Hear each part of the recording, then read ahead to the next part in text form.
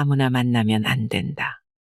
아무거나 먹는 것보다 더 해로운 게 아무나 만나는 것이다. 처신이란 무엇일까요? 우리는 처신을 잘해야 한다는 말을 많이 합니다. 용이 얕은 물에 가면 새우가 놀라고 호랑이가 들판에 나오면 개가 놀란다고 하죠. 어울릴 만한 곳에 가서 놀아야 합니다. 제가 생각하는 처신은 자신의 지표를 확인하는 것, 자기 몸이 있어야 할 자리를 구분하는 능력이라고 생각합니다. 처신의 한자는 곧 저와 몸신입니다. 몸을 두는 곳이란 뜻입니다. 처신이란 자기 몸이 있어야 할 자리를 구분할 수 있어야 하는 것이지요. 갈 곳에는 가고 가지 않아야 할 곳은 가지 않는 것, 들어갈 때와 빠질 때를 구분하는 것, 할 말과 하지 말아야 할 말을 구분하는 것입니다. 오늘 소개해드릴 책은 고수의 처신법입니다. 누구보다 당당하고 떳떳한 삶을 살아가기 위한 지혜를 찾는 시간이 되시길 바랍니다. 함부로 인연 맺지 마라. 변화하고 싶은가? 그렇다면 무엇을 바꿔야 할까? 사는 곳, 먹는 것, 하는 일 등 많은 것들이 있지만 그중 으뜸은 만나는 사람을 바꾸는 것이다. 인간은 만나는 사람으로부터 영향을 받는다. 아니, 영향을 받을 수밖에 없는 존재다. 그런데 아무나 만나면 안 된다. 아무거나 먹는 것보다 더 해로운 게 아무나 만나는 것이다. 만나는 사람을 다 인연으로 만들어 도대체 무얼 어떻게 하겠다는 건가? 낭비도 그런 낭비가 없다. 난 가능한 사람을 가려서 만나려고 한다. 만나자마자 형이라고 부르는 사람. 학교 선배라는 이유로 반말을 하면서 형 대접을 받으려는 사람. 부정적인 사람, 광팬을 자처하는 사람, 이유 없이 자꾸 만나자는 사람을 거부한다. 헤프게 인연 맺는 걸 조심한다. 내가 가진 시간이 한정적인데 그렇게 많은 사람을 만나 인연을 맺을 수도 없고 그러고 싶지도 않다. 사람이 왜 힘들어지는 것일까? 만나지 말았어야 할 사람을 만났기 때문이다. 인연이란 글자 그대로 인을 이어가는 것이다. 그런데 여러 이유로 이어지지 못할 때가 많다. 안타까워할 일은 아니다. 거기까지가 그 사람과 나와의 인연인 것이다. 인연은 노력한다고 되는 일은 아니다. 스쳐 지나가는 인연은 지나가게 놔둬야 한다. 그래야 새로운 인연을 만날 수 있다. 세상에서 가장 천박한 사람. 사촌이 땅을 사면 배가 아프다란 속담에 대해 어떻게 생각하는가? 괜히 상대의 성공을 시기질투하지 말고 상대의 발전을 축하하란 뜻이지만 말처럼 쉽지 않은 것이 보통 사람들이다.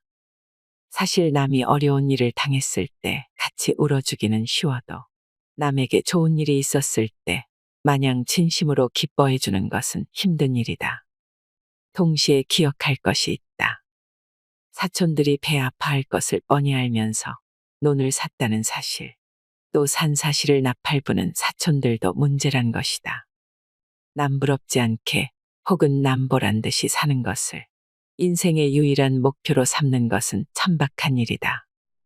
도덕경에 보면 훌륭하다는 사람을 떠받들지 마십시오. 귀중하다는 것을 귀히 여기지 마십시오. 탐날 만한 것을 보이지 마십시오라고 했다. 세상에서 가장 멍청한 사람은 돈 자랑하는 사람이다.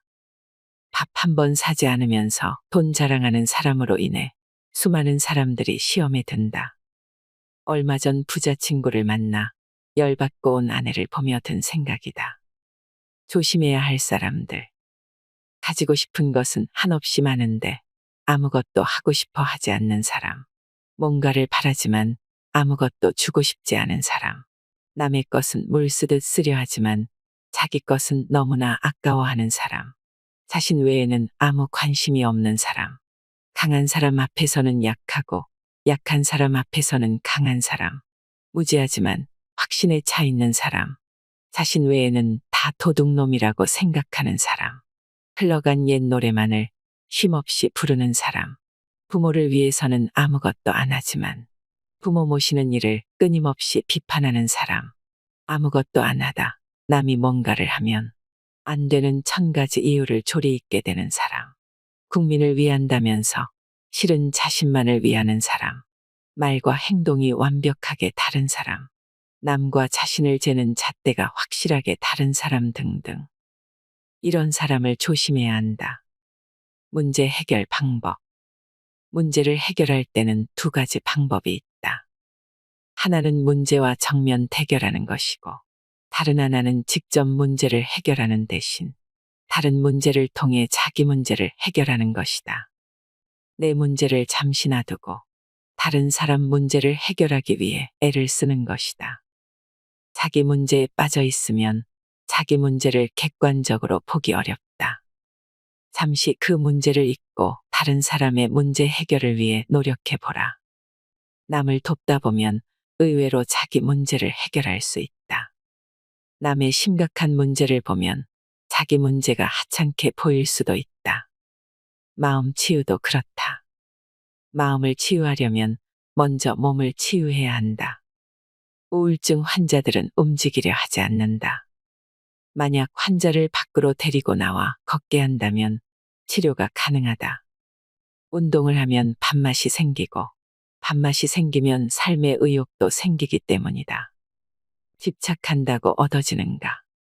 영화배우 메릴 스트립은 젊을 때는 젊은 대로, 나이가 들어서는 나이가 든 대로, 거기에 맞는 역할을 잘 소화하며 다양한 모습을 보여준다.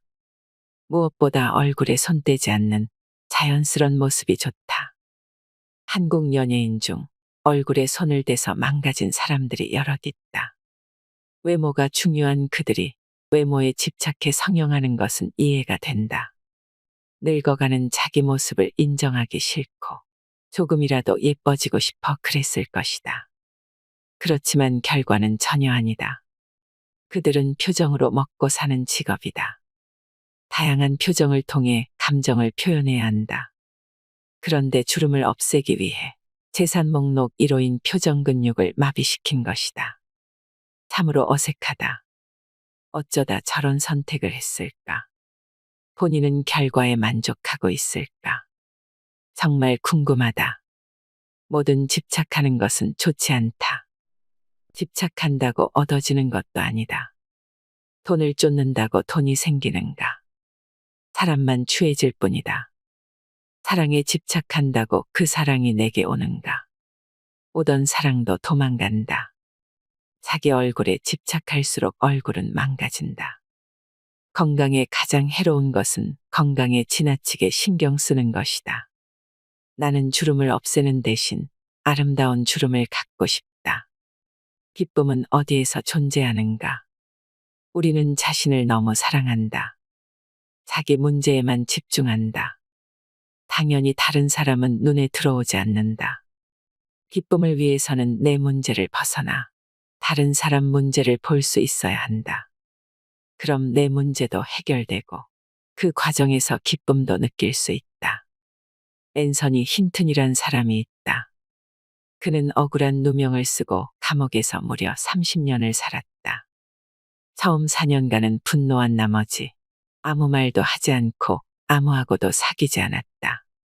인사도 하지 않고 심지어 교도관과도 글로만 소통했다. 그러던 어느 날 옆방 남자가 흐느껴 우는 소리를 들은 그는 자신도 모르게 왜 그런지 묻는다. 그 남자는 어머니가 돌아가셨다고 답하는데 이에 앤서니는 이제 신 앞에서 당신을 변호해 줄 사람이 한 명이 생긴 셈이네요라고 조언하며 농담을 건네자 그가 울음을 멈추고 웃기 시작한다.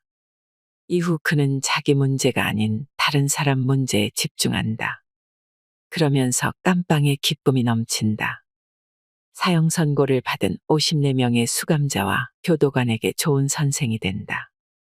자기 문제에서 벗어나 다른 사람 문제를 생각하면서 일어난 변화다. 이처럼 기쁨이란 무슨 일이 있기 때문에 생기는 감정이 아니다. 원래 존재하는 것이다.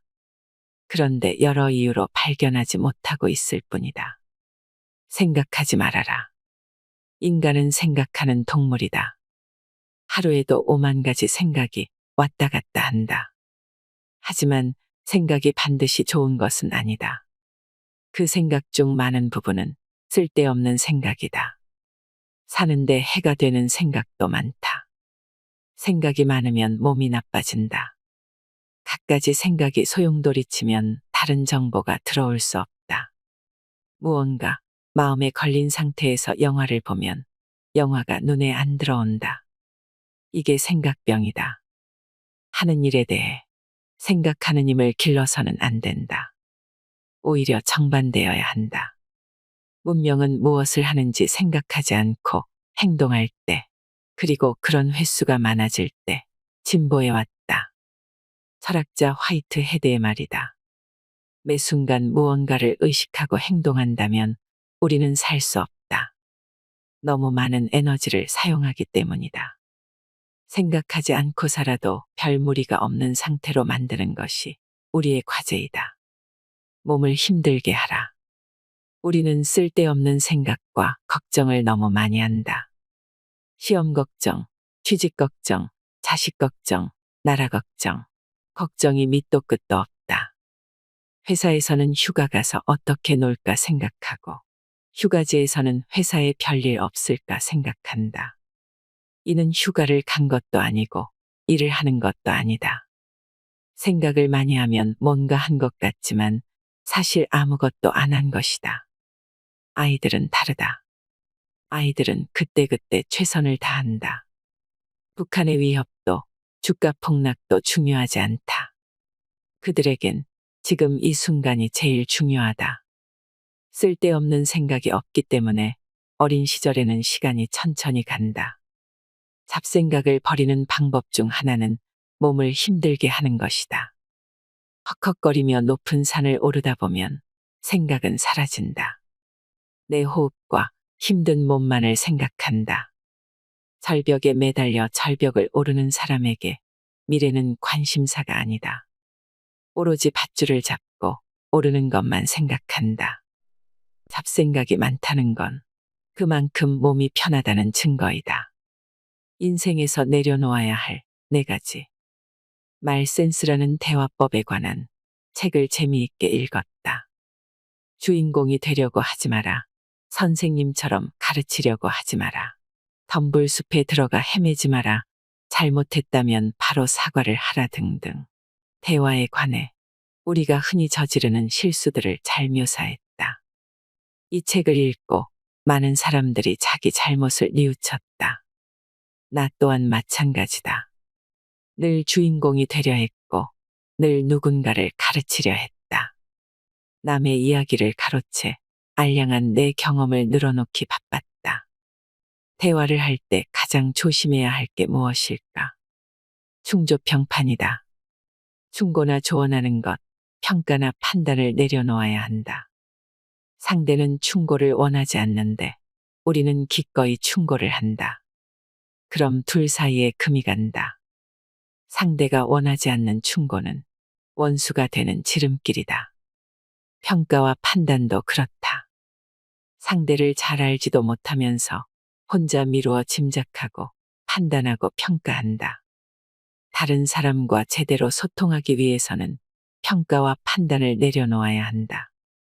장자는 이를 심제라 했다. 마음을 목욕제게 시킨다는 말이다.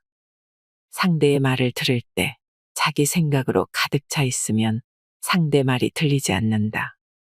고정관념과 선입견이 가득하면 상대의 말을 순수하게 받아들일 수 없다. 이럴 때는 여실직연이란 말을 기억하면 좋다. 불교에서 말하는 최고의 경지다. 지레짐작으로 판단하지 말고 자기 마음을 내려놓고 상대의 이야기를 있는 그대로 들으라는 말이다. 자랑의 종말. 기러기 2마리와 청개구리 1마리가 친구가 됐다. 가을이 되어 기러기는 남쪽으로 가야 했다. 기러기들은 너도 하늘을 날 수 있으면 얼마나 좋을까라고 말했다. 순간 청개구리는 묘안이 생각났다. 기러기 2마리에게 나뭇가지를 양쪽에서 물게 하고 자신은 그 가운데를 물면 되는 것이다. 그렇게 멋지게 하늘을 날자 땅 위에 청개구리들이 부러워 박수를 치면서 물었다. 도대체 저런 아이디어를 누가 낸 거야? 청개구리는 바로 라는 말이 채 끝나기도 전에 땅에 떨어져 죽었다. 자랑의 종말이다. 옛말에 초학 3년이면 천하무적이고 재수 3년에 촌보난진이라 했다. 글 3년 배운 사람에게는 눈에 보이는 게 없는 것이다. 하지만 배울수록 앞으로 나아가기 어렵다는 것이다. 배운다는 것은 겸손을 가져다 준다.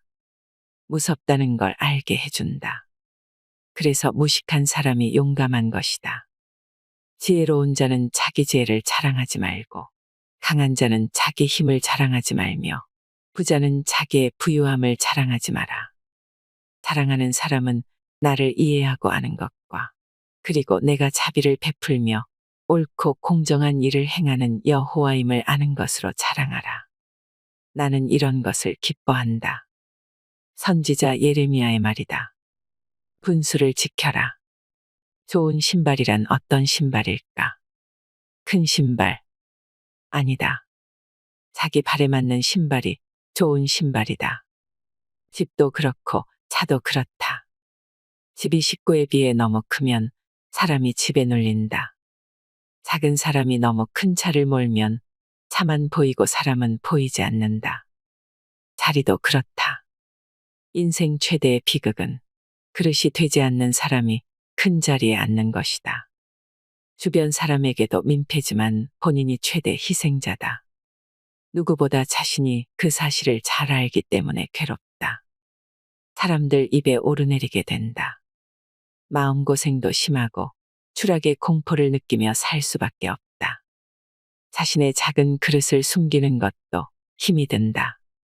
그렇기 때문에 자기에게 맞는 자리가 좋다. 아니, 자기보다 약간 작은 자리에 있어야 행복하다. 그럼 저 사람이 여기 있기 아깝다는 말을 들을 수 있다. 이게 여백의 기쁨이다. 이런 사람은 앞으로 좋아질 일만 남았다.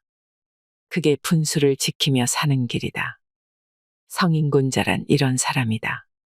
깨끗한 곳에 살지만 본인은 더럽다. 깨끗한 곳에 살면서 본인도 깨끗하다. 더러운 곳에 살면서 본인도 더럽다. 더러운 곳에 살지만 본인은 깨끗하다. 여러분은 이 중 어디에 속하는가? 속세란 어떤 곳일까? 그 자체가 더럽고 그 안에 사는 우리들도 때가 묻는다. 어쩔 수 없는 일이다. 죄악은 깨끗한 곳에 살면서 정작 본인은 더러운 것이다. 성직자나 교육자 같은 사람들이 타락하면 이런 표현을 쓸 수 있다. 나 같은 일반인이 제일 선호하는 것은 깨끗한 곳에 살면서 나 자신도 깨끗한 것이다. 별다른 노력 없이 주변에 잘 적응만 하면 된다. 그렇다면 성인군자란 어떤 사람일까? 내가 생각하는 성인군자는 더러운 속세에 살지만 자신은 깨끗함을 유지하는 것이다. 이른바 철염상정이다. 오염된 곳에 살지만 자신은 오염되지 않는다는 뜻이다. 꽃으로 치면 연꽃이 그렇다. 연꽃은 깨끗한 물에 살지 않는다. 더러운 물에 살지만 자신의 꽃이나 잎에는 그 더러움을 묻히지 않는다. 내가 연꽃을 좋아하는 이유이다. 돈자랑을 하지 마라. 세상에는 네 종류의 인간이 있다. 돈이 있지만 티를 안 내는 사람. 돈이 있다고 있는 대로 티를 내고 돈자랑을 하는 사람. 돈도 없는데 있는 체 하는 사람. 돈은 없지만 그 사실을 드러내지 않는 사람이 그것이다. 돈의 유무와 티를 내는 정도로 나눈 것이다. 최선은 돈은 있지만 티를 내지 않는 것이다. 당신은 어디에 속하는가? 돈자랑과 돈을 쓰는 것으로 나눌 수도 있다. 돈자랑은 하지 않지만 남을 위해서는 아낌없이 나누는 사람. 돈자랑도 하지 않고 쓰지도 않는 사람. 돈자랑은 하면서 남에게 인색한 사람. 돈자랑도 하고 돈도 잘 쓰는 사람이 그것이다.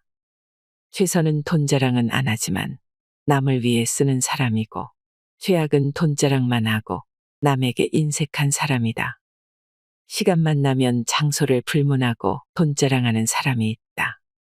아들 혼수로 얼마를 주었다느니 남편이 다이아 몇 캐럿을 사줬다느니 그러면서 정작 친구들에게 밥 한 번 사지 않는다. 이들은 뭔가 허전한 사람들이다. 돈을 벌기 위해서도 공부가 필요하다. 하지만 돈을 잘 쓰기 위해서는 정말 공부를 많이 해야 한다. 돈을 버는 것보다 돈을 잘 쓰는 게 훨씬 중요하고 훨씬 힘들다. 돈 자랑만 실컷 하는 사람을 보면서 든 생각이다. 강요하지 마라. 난 강요란 단어가 싫다.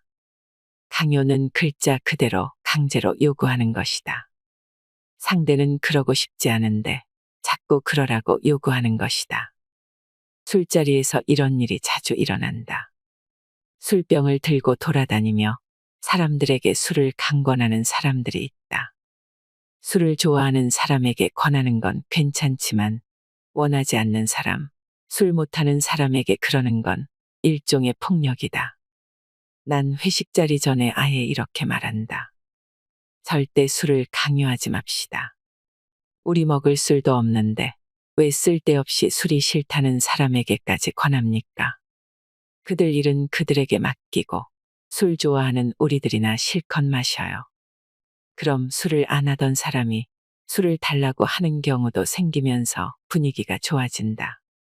난 술을 좋아하지만 사람들에게 강요하지 않는다. 새로 들어온 사위들에게도 마찬가지이다. 둘 다 술을 못한다. 체질적으로도 안 받는다. 사람들이 뭔가를 강요하는 이유는 뭘까? 자기 생각은 옳고 상대 생각은 틀렸다고 생각하기 때문이다. 자기에게 좋은 것이 상대에게도 좋다고 착각하기 때문이다. 강요하는 걸 사랑으로 오해하기도 한다. 내가 생각하는 강요의 정의는 자기 생각을 남에게 억지로 주입하는 것이다. 강요는 교만의 다른 표현이다. 너 힘든 건 아무것도 아니야. 힘이 들어도 힘든 이야기를 주고받을 수 있으면 살 수 있다. 당연히 힘든 이야기를 나눌 수 있는 사람이 필요하다. 힘든 이야기를 할 수 있어야 하고 힘든 이야기를 들어주어야 한다. 그런데 듣는 일은 보통 일이 아니다.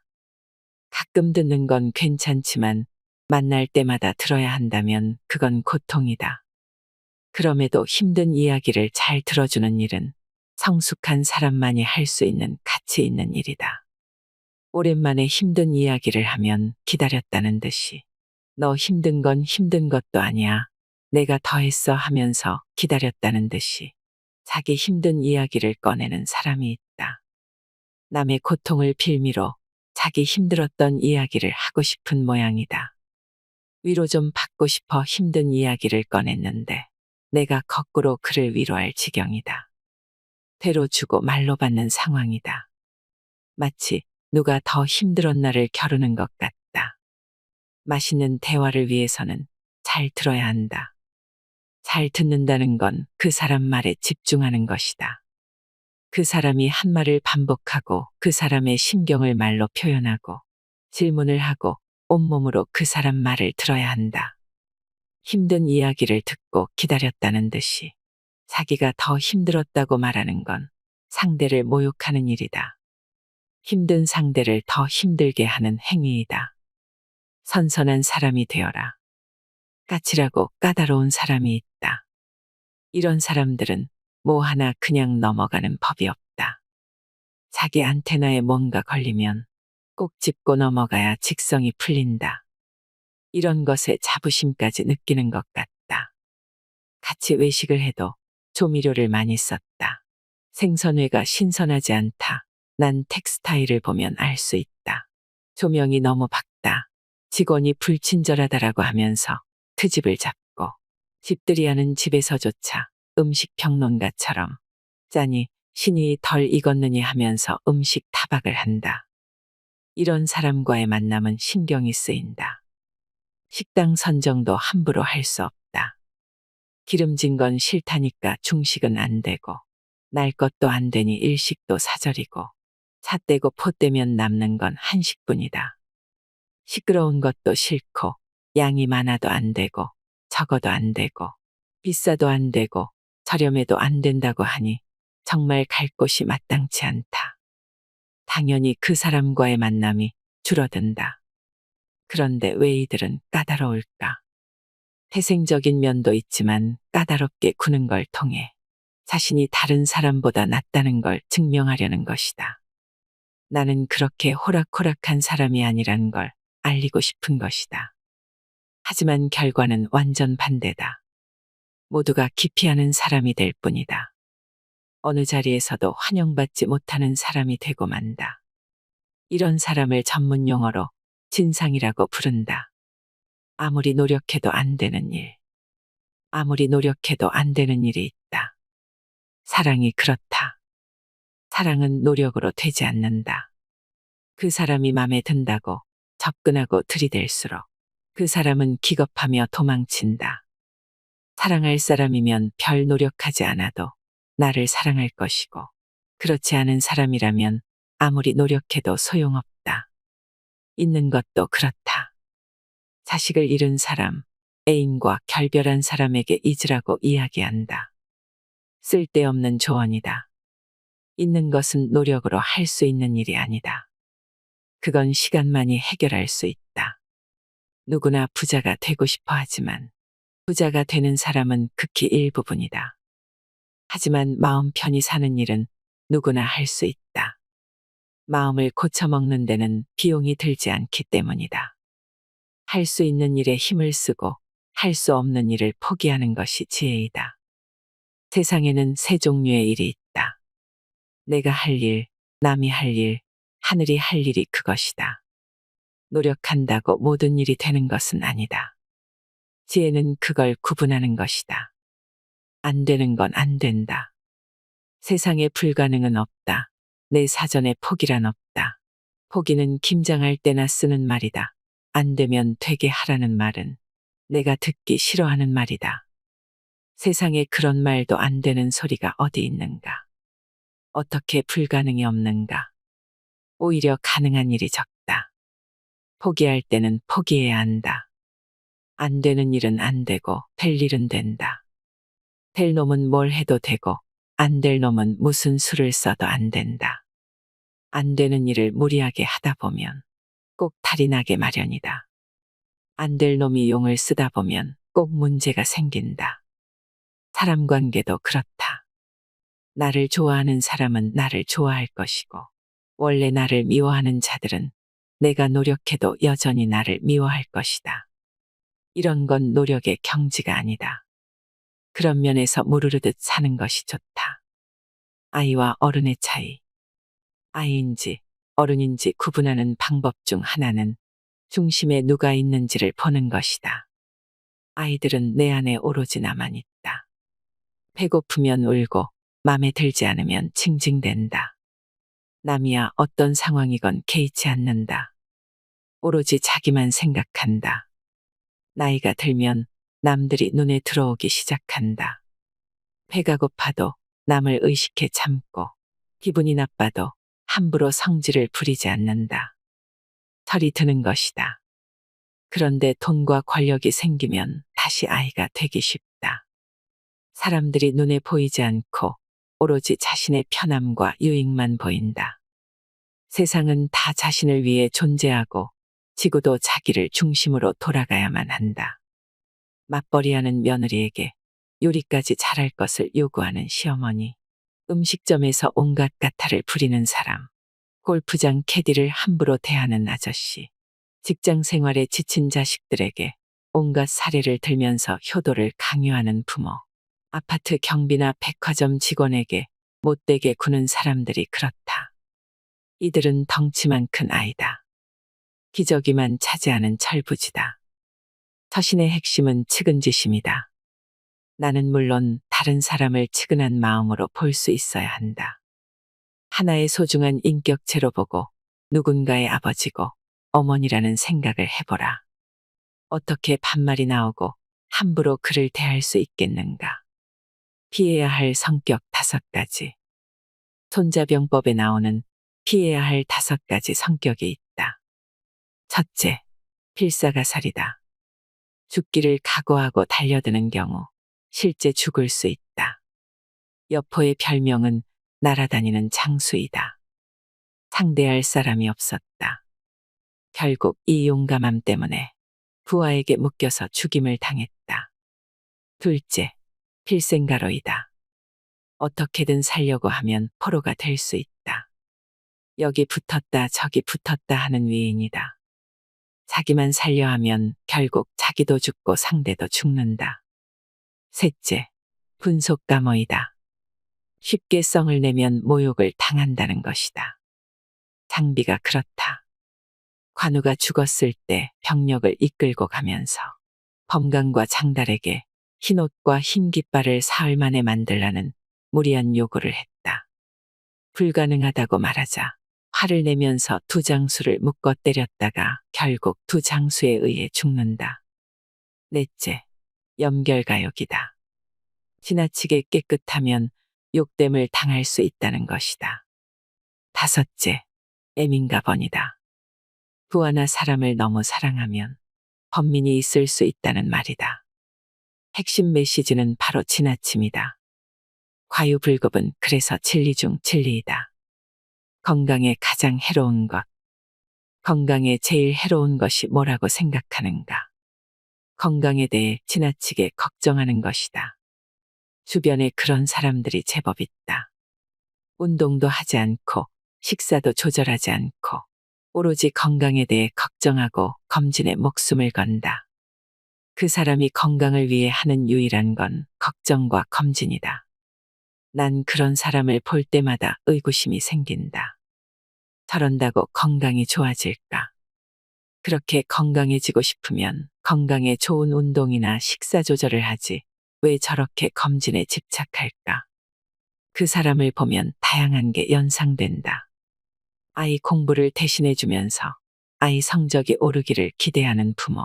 하루에도 수십 번 통장을 확인하면서 잔고가 늘기를 기대하는 사람. 남이 운동하는 걸 보면서 자신이 건강해질 걸로 착각하는 사람 등이다. 세상에 공짜 점심은 없다. 건강해지고 싶으면 식사를 조절하고 잠을 잘 자고 운동을 하면 된다. 검진을 자주 받는다고 건강해지는 건 아니다. 검진은 건강과 별 상관이 없는 행위이다. 검진에서 이상이 없다는 건 아직 병에 걸리지 않았다는 것을 증명하는 것이지 건강하다는 증명은 아니다. 성공한 사람들의 7가지 태도. 첫째, 일은 선택할 수 없어도 일을 대하는 태도는 선택할 수 있다. 둘째, 똑같은 방식으로 일하기보다 끊임없이 새로운 방법을 찾는다. 셋째, 환경을 탓하지 않고 환경을 만들어낸다. 넷째, 누군가를 위해서가 아니라 자신을 위해서 일한다고 생각한다. 다섯째, 하기 싫은 일이라도 목표 달성에 필요하다고 생각하면 기꺼이 한다. 여섯째, 일의 결과나 보상보다는 일 자체를 좋아하고 즐긴다. 일곱 번째, 받는 만큼 일하기보다는 보수 이상으로 일한다. 이민규의 1%만 바꿔도 인생이 바뀐다는 책에 나오는 대목이다. 생각할수록 옳은 말이고 씹어볼 가치가 있다. 대부분 사람들은 이와 반대로 한다.